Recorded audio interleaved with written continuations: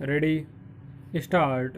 टीकाकरण की धीमी रफ्तार गंभीर चिंता की बात है। महामारी पर काबू पाने के लिए जांच, इलाज और संपर्कों का पता लगाने से भी ज़्यादा टीकाकरण को सबसे महत्वपूर्ण उपाय माना गया। लेकिन इस काम में ही सबसे ज़्यादा मुश्किलें आ रही हैं।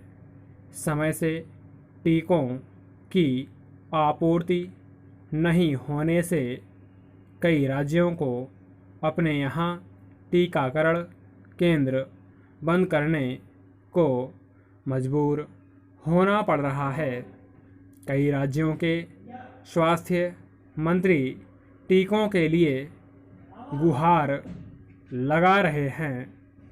यह बिल्कुल वैसी स्थिति बन गई है जैसे पिछले दिनों ऑक्सीजन संकट के दौरान देखने को मिली थी। गौरतलब है कि महामारी जिस प्रकृति की है उसे देखते हुए जल्द से जल्द सबको टीके चाहिए। हालांकि केंद्र सरकार के दावों में कहीं कोई कमी नहीं है।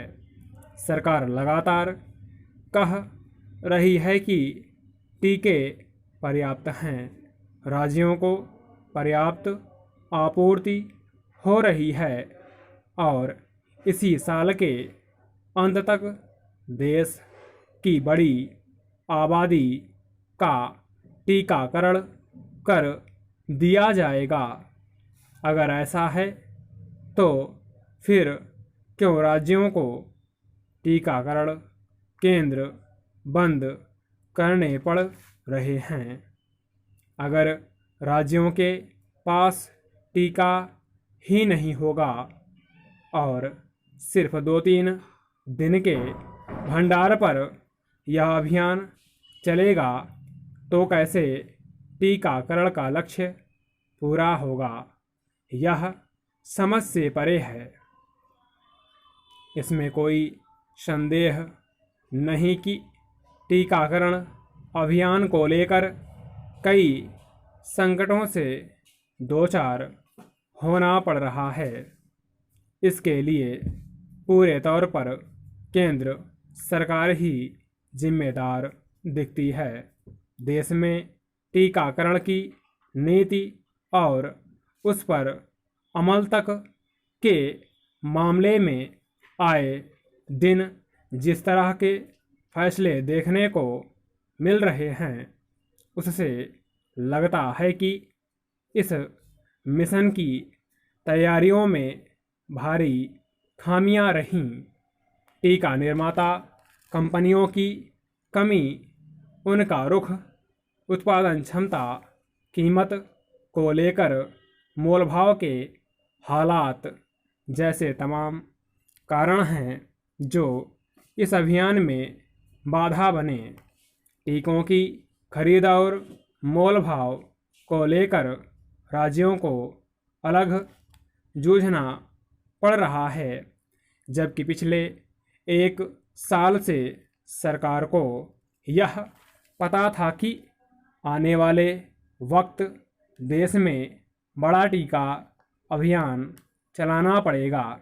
लेकिन टीका आ जाने के बाद भी सरकार देश की ज़रूरत के मुताबिक इनका उत्पादन सुनिश्चित नहीं कर पाई। देश सिर्फ 2 टीका निर्माता कंपनियों, सीरम इंस्टीट्यूट ऑफ इंडिया और भारत बायोटेक पर ही निर्भर बना रहा, जबकि होना यह चाहिए था कि महामारी की दस्तक के बाद ही सरकार और कंपनियों को टीके तैयार करने की मुहिम में लगाती। भले इनमें कितना ही निवेश या खर्च क्यों ना आता, फिर सीरम जैसी कंपनियों ने दूसरे देशों के साथ जो व्यापारिक अनुबंध पहले ही कर लिए थे उससे उसे रोका जाना था और देश की ज़रूरत पहले पूरी की जानी थी, लेकिन ऐसा नहीं हुआ।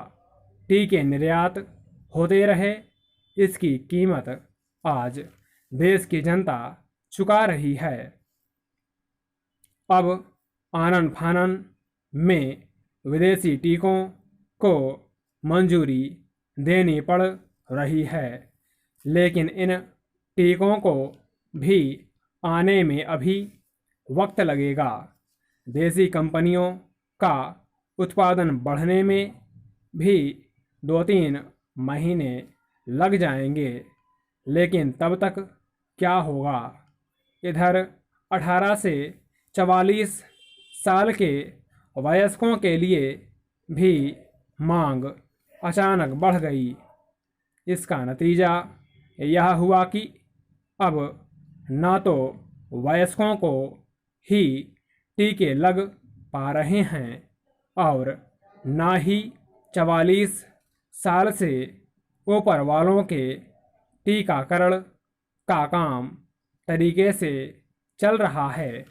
लोग रोज़ाना कतारों में धक्के खा रहे हैं। जिसे टीके की पहली खुराक लग गई है उसे दूसरी के लिए चक्कर लगाने पड़ रहे हैं। यह स्थिति एक लचर और लापरवाह व्यवस्था का परिचायक है। जाहिर है आकलन के हर स्तर पर हम कमज़ोर रहे। क्या ऐसे में साल के अंत तक टीकाकरण का लक्ष्य हासिल हो पाएगा? स्टॉप।